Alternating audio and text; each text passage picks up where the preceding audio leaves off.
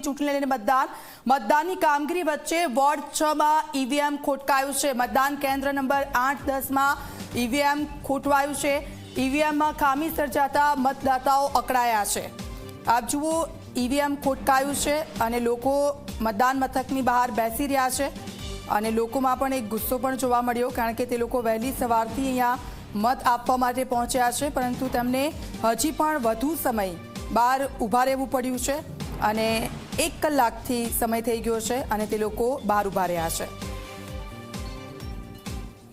સ્થાનિક સ્વરાજ્યની ચૂંટણીને લઈને કહી શકાય કે મતદાનની પ્રક્રિયા શરૂ કરી દેવામાં આવી છે, ત્યારે મહેસાણા મહાનગરપાલિકાની જે છે તે ચૂંટણી જે યોજાઈ રહી છે 47 બેઠક માટે, તેનું પણ મતદાન પ્રક્રિયા શરૂ થઈ ગઈ છે। પરંતુ કહી શકાય કે વોર્ડ નંબર 6ના જે બૂથ 8 થી 10 જે આવેલું છે ત્યાં આગળ સવારથી જ કહી શકાય કે મતદાન શરૂ થતાની સાથે જ ઈવીએમ ખોટવાયું છે। હું આપને દ્રશ્યો બતાવવા માંગીશ કે જે પ્રકારે હાલમાં ઈવીએમ ખોટવાયું છે, મતદારો કહી શકાય કે સવારથી જ અહીંયા લાંબી કતારમાં જોવા મળી રહ્યા છે, પરંતુ ઈવીએમ ખોટવાતા ક્યાંક ને ક્યાંક મતદારો અહીંયા પરેશાન થઈ રહ્યા છે। હાલમાં મતદાન શરૂ થતાની સાથે જ ઈવીએમ ખોટવાતા અનેક સવાલો ઊભા થવા જાય છે કે મશીન બગડતા અનેક સવાલો ઊભા થવા જાય છે। બેન, શું કહેશો? મતદાન કરવા આવ્યા છો, ઈવીએમ જ બંધ થઈ ગયું છે। સર, અમે 6:30 અહીંયા આગળ ઊભા છીએ, બરાબર છે। અમને બી તકલીફ છે।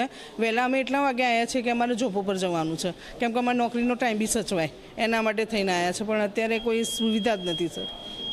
બેન, તમે શું કહેશો? હું ઉમેદવાર છું। ઓકે, વડીલ પણ આવેલા છે, વડીલને પૂછીશ। વડીલ, શું કહેશો? કેટલા વાગ્યાથી લાઈનમાં ઊભા છો? સાહેબ, વહેલાથી આવી ગયા હતા, કીધું જે મને વહેલ થઈ જાય, વોટિંગ થઈ જાય એટલે સારું, આપણે કંઈક જવું જતા ફાવે, કંઈ ને કંઈ સમજવું તો સમજવા ફાવે। આ તો ક્યાંથી બને છે, અહીંયા ઊભા છે અડધો કલાકથી અમે, પણ કશું હજુ કંઈ ઠેકાણું પડતું જ નથી। બિલકુલથી અનેક મતદારો કહી શકાય કે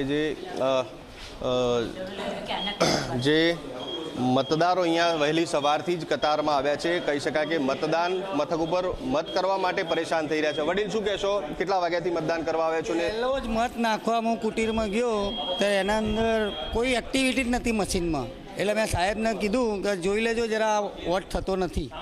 વહેલા આવી ગયા તો પહેલો જ વોટ છે મારો, ફર્સ્ટ, હજુ વોટિંગ નથી થયું।